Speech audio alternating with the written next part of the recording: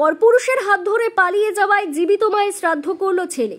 জীবিত মায়ের শ্রাদ্ধ শান্তি করলো 7 বছরের ছোট্ট ছেলে। ঘটনা পশ্চিম মেদিনীপুর জেলার চন্দ্রকোনা রোডের দরখোলা এলাকায়। কিন্তু কেন, সেই প্রশ্ন খুঁজতে গ্রামে গিয়ে দেখলাম শ্রাদ্ধ শান্তি করছে 4 বছরের ছোট্ট ছেলে। মাথা ন্যাড়া করে মায়ের ফটো সামনে রেখে রীতিমতো ব্রাহ্মণ ডেকে এই শ্রাদ্ধ শান্তির কাজ করলো। সে কারণ উঠে এলো পরিবারের লোকজনদের প্রশ্ন করতে, তার মা চলে গেছে অন্য পরপুরুষের হাত ধরে। 8 বছরের সংসারকে পেছনে ফেলে ছেলেটি বারে বারে মাকে খুঁজে বেড়াচ্ছিল। মা চলে গেছে চলতি এপ্রিল মাসের 6 তারিখে। মায়ের খোঁজ দিতে না পারায় শেষমেশ ওই ছোট্ট শিশুর মায়ের বাড়ির লোকজন এবং বাবার বাড়ির লোকজন সিদ্ধান্ত নেয় শ্রাদ্ধ শান্তি করার। মা অ্যাক্সিডেন্টে মারা গেছে, সে আর ফিরবে না, এই কথা বলা হয়েছে পরিবারের তরফ থেকে। আর এই ঘটনায় গোটা গ্রামে দৃষ্টান্ত ফেলে দিল। হতবাক একদিকের বেশ কিছু মানুষজন, আবার চোখের জলে মৃত বলে দিচ্ছেন পরিবারের লোকজন। মেয়ের মতন ভালোবাসতেন, কিন্তু এই জঘন্য কাজ করার জন্য মৃত বলে ভাবছেন পরিবারের লোকজন। নমরিদ্ধতাম নমরিদ্ধতাম নমরিদ্ধতাম বিষ্ণুরম তৎসৎ পদ্য।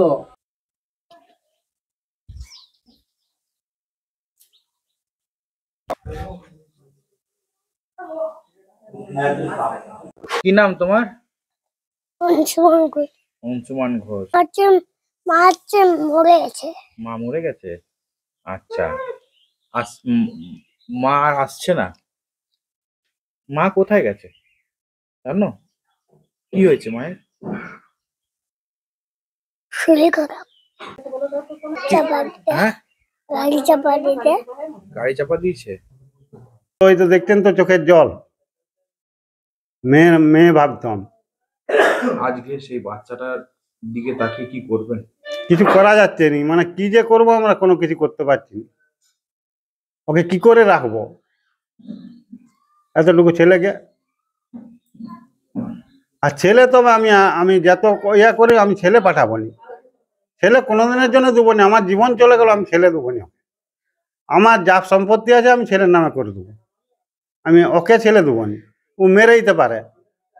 ও যখন নিজে ছেলেটা আমি নিয়ে গেলাম ডাক্তার, হ্যাঁ আমি ডাক্তার বাড়ি নিয়ে গেছিলাম, ডাক্তার দেখানোর পরেও রথে ঝামেলা হতে আমি ওকে আসতে পারিনি। বললাম ঘন্টা খানেক থামো, 1 ঘন্টা থামতে যেয়ে আমাকে এক জায়গায় দাঁড় করে দিয়ে বসলো। বসে আমি এবারে ওকে 2টা নাড়ু দিয়েছি, নাড়ুগুলা নিয়ে আমি বললাম তাহলে ওদিকে দিবে যাও।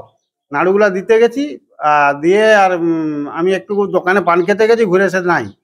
চারদিকে খুঁজে ঘুরছি, আমি বলি হ্যাঁ আলো কোথায় গেল? বলছে ওইখানে তো ছিল। দিয়ে ফোন করছি সুযোগ, আর দিয়ে ছেলেকে ডাকলাম এই বউ। আজকে যখন চলে গেছে আর মনের মধ্যে আর কি রাখবো, কি আছে? আমরা জানি মরে গেছে, আর কি করব? আমাদের মুখের সামনে এরকম কথা বলে দিতে, আমরা মরা ছাড়া আর কি ভাববো? আমাদের কথা ভাবতে হতো, ছেলেটার কথা ভাবুক। তারা বলছে মরে গেছে, বলো মেয়ের মা বাবা বলছে এবারে মরে গেছে। তারা শ্রাদ্ধ শান্তি আমাদেরকে নিজের দিকে দিয়েছে, করা না করালো। আপনার নাম? তপন ঘোষ। কি হচ্ছে এখন ছেলেটা মামা করে প্রচুরই কান্নাকাটি করছে, তাকে ভুলানো যাচ্ছে নি, খাওয়া দাওয়াও করছে নি। আর সেই জন্য আমাদের বাড়ি থেকে সিদ্ধান্ত নিতে হলো যে একটা কিছু করতে হবে। সেই জন্য আমরা শ্রাদ্ধ শান্তি তাকে দিয়ে করিয়ে দিলাম, যাতে ও বোঝে, যে জানে যে আমার মা নাই, আসবে না, মারা গেছে। কোনো দাবি ছেলের প্রতি সে বলেই দিয়েছে যে আমার মায়া নাই, আর নাই। সেই জন্য আমরা এটা লিখতে বাধ্য হলাম।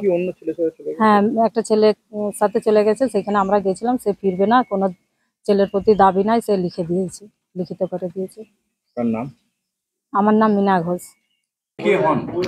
আমি সম্পর্কে দাদু হতাম।